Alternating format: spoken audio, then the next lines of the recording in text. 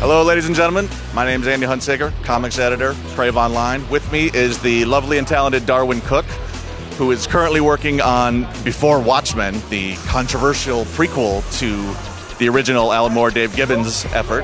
How's the response been so far? There was such a heated debate about it in the weeks leading up to it. How has the response been now that it's out? So far, I'm really happy with the response.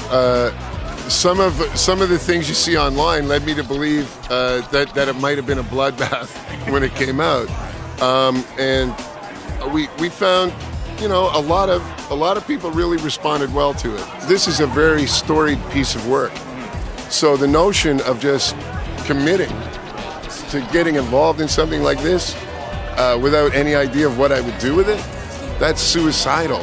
They asked me, I said thanks anyway, and then a year later or so, and the pieces all fall one day, and I got very excited, because that's all I care about. Like, I love drawing, I hate writing, I just love the storytelling.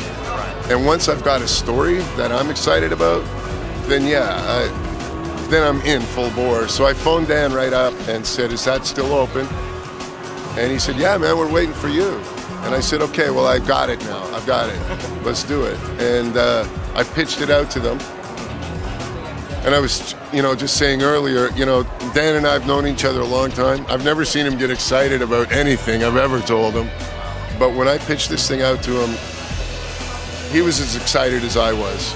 Because at that point, we realized we weren't going to be just retreading old ground. We actually had something very powerful of our own to say within the context of what's there. You hate writing, but you're writing 2 books. I was initially only going to be working on the Minutemen. And again, that's because, personally, I didn't really have anything to say about these characters that hadn't been said. But the Minutemen were a blank slate. Yeah. And in that regard, I thought, wow, there is a whole story there. And I won't be interfering or trampling on what's there. And at that point, as soon as that was going, Dan started going, "Okay, what about this? What about that?" And I said, "No, I got nothing. No, I can't see that working." And one of the characters he mentioned was Silk Spectre. Her role in Watchmen is a very sort of specific type of role, and it's locked to the men she knows. And I started thinking about her in, say, the few years right before all of this happens to her. She's still obviously involved because her mother's pushing her towards this thing. And then I started thinking about that. It's just the story of a girl coming of age. I didn't have any interest in doing a book myself. So I pitched the idea out, like, "Guys, here it is. If you want it, it's yours."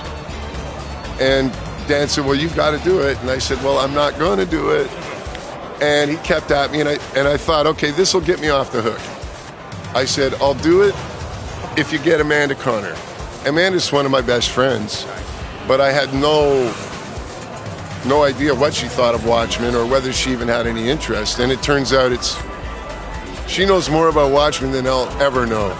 As a co-writer, how much input does she have in the direction of Silk Spectre? Well, she surprises me every day, and that's when I knew I must have something going on up here when I got her in on it. And I'll give you a quick example that I'm not spoiling anything. In issue 1, we have the scene where Laurie gets attacked by her mother, and they have that knockdown, drag-out fight. Now, in my script, the idea was they were in like a basement danger room type thing that they had set up. And then her mom comes out and tries to lay a beat down on her, and then Amanda reads this, and 2 days later she phones me and she goes, "Remember the Pink Panther movies?" And I said, "Yeah." She goes, "Remember how Kato would sneak up on Clouseau?" And I said, "Oh, that's brilliant." And so, on that level, and I mean scene for scene, this is a true collaboration. Again, one of the reasons I thought she was key here is because I'm not a girl. Yeah. Right? Yeah. So how can I know that what I'm even thinking about this is authentic? And for her to be able to take it and say, "This is great," but she would probably do this here. And I just have to trust her and take her word for that, because she's a girl and I'm not. I read a quote saying that, you really enjoyed Watchmen when it was coming out and when you were that age, but now you wish you would have found a more hopeful tone or a hopeful note within the whole thing.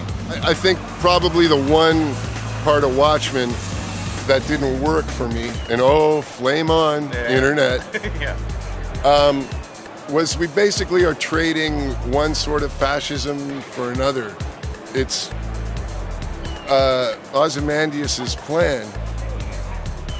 It's you're trading one fear for another fear. And it's like fear keeping people in line, so you create a new fear to keep them in line. And it's in that regard, I would have personally, as a reader, preferred a more transformative type of solution to the problem Ozymandias had. And because I don't think the world changes because of what he does. It's just scared of something different. That's a wrap with Darwyn Cooke, one of the greatest creators working in the comic book industry today. Get out of here. All right, see ya.